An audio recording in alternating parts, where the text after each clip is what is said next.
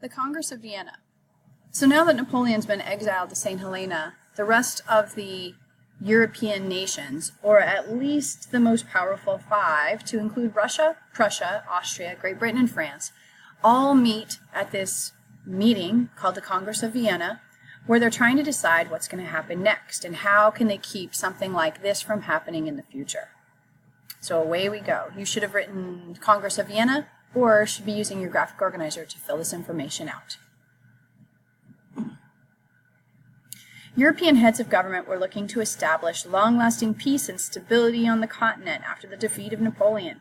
They had a goal of the new European order, one of collective security and stability for the whole continent. And so, they decided to have a series of meetings that would be held in Vienna, Austria, known as the Congress of Vienna. They were called to set up policies to achieve the goal of stability on the continent. Originally, the Congress of Vienna was scheduled to last 4 weeks, but instead it would go on for 8 months. Just so you know, the gentleman who was the foreign minister of Austria at the time, his name is Clemens von Metternich. You'll see his name spelled out in just a little bit, but he was the host. And this whole Congress of Vienna was a party every night. They spent so much money on feeding and entertaining people every night. And I think in part the meeting went on and on and on, in part because people were having a really good time. I mean, they were doing a lot of drinking, a lot of, socializing, lots of dancing, lots of entertainment. Anyway, it was a party all the time, and it ran up an extreme bill as well for Mr. von Metternich.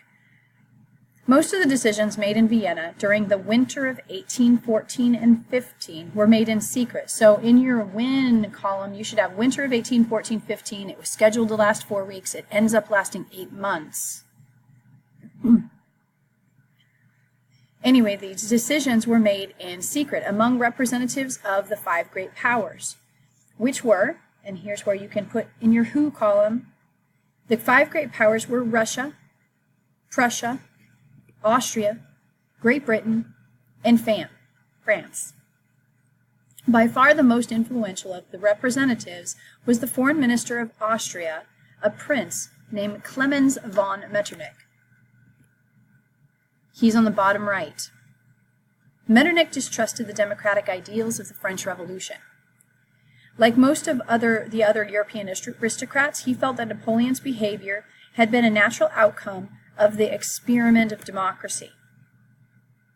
Metternich wanted to keep things as they were and remarked, "The first and greatest concern for the immense majority of every nation is the stability of laws, never their change." Metternich had 3 goals at the Congress of Vienna. So you have 2 organizer slots for why, and here's your first introduction to what he's trying to accomplish there. First, he wanted to prevent future French aggression by surrounding France with strong countries. We're going to call that he wanted to have a balance of power inside of Europe. Second, he wanted to restore the balance of power so that no country could be a threat to the others by restoring royal families to the throne. So we're going to call that kind of restore legitimacy, restore leaders to the throne. And then finally, he wanted to create peace. Third, he wanted to restore the European royal families to the thrones they had held before Napoleon's conquest in an effort to create stability and peace. Although the leaders of Europe wanted to weaken France, they didn't want to leave it completely powerless. If they severely punished France for the things that had happened, they might encourage the French to take revenge. If they broke up France, then another country might become stronger, and they might threaten it, and they might actually disrupt the balance of power in Europe that way. So the victorious powers did not exact a great price from the defeated nation. As a result, France remained a major but diminished European power. No country in Europe could easily overpower another by the time they were done creating this balance of power.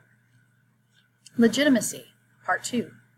The great powers affirmed the principle of legitimacy, agreeing that as many as possible of the rulers whom Napoleon had driven from their thrones should be restored to power. The ruling families of France and Spain and several states in Italy, Central Europe, had reigned on their thrones until Napoleon had deposed them. The participants in the Congress of Vienna believed that the return of those former monarchs would stabilize political relations among nations. The Congress of Vienna was a political triumph in a lot of ways. For the first time, the nations of an entire continent were cooperating and trying to control political affairs. The settlements they agreed upon were fair enough that no country was left bearing a grudge. Therefore, the Congress did not sow the seed of future war. In that sense, it was way more successful than some other peace meetings that have been held in history. By agreeing to come to one another's aid in case of threats to peace, the European nations had temporarily ensured that there would be a balance of power on the continent.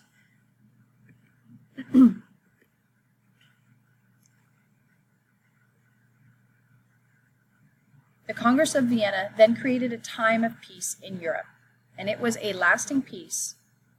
None of the five great powers waged war on one another for nearly 40 years.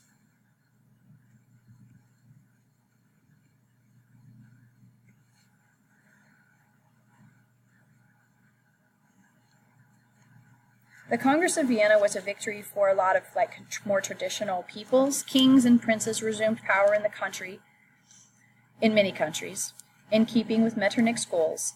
But there were also important differences from one country to another. Britain and France, even though they might have returned monarchs to the throne, they had constitutional monarchies.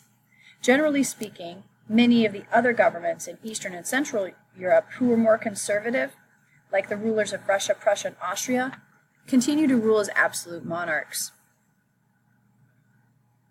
The Congress of Vienna left a legacy that would influence world politics for the next 100 years. The continent-wide efforts to establish and maintain a balance of power diminished the size and power of France, but at the same time, the power of Britain and Prussia was increased. Nationalism, which is love for your country, began to spread in Italy and Germany and Greece and to other areas that Congress had put under foreign control. And eventually the nationalistic feelings would explode into revolutions, and new nations would be formed. European colonies would also respond to the power shift. Spanish colonies took advantage of the events in Europe to declare their independence and break away from Spain. For example, this is the moment where Mexico fights for its independence from Spain and becomes free of Spanish colonial rule. At the same time, ideas about the basis of power and authority had changed permanently as a result of the French Revolution. More and more people saw democracy as the best way to ensure equality and justice and rights for all people. The French Revolution changed the social attitude and assumptions that had dominated Europe for centuries. A new era had begun. The Congress of Vienna, just so you know, is kind of like the United Nations.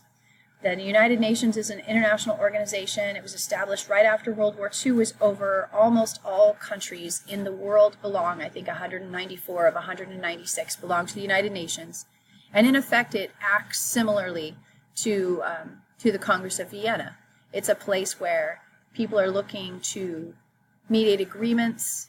It's a lot of diplomacy is used, which means talks, not war. It's a peacekeeping organization. There's a Security Council, and there are also 5 major powers that sit on the Security Council. We'll talk more about the United Nations later, but the United Nations is a lot like the Congress of Vienna. Okay, most importantly, there's peace now in Europe for 40 years. Yay, yay, yay. And things will settle down for just a little while.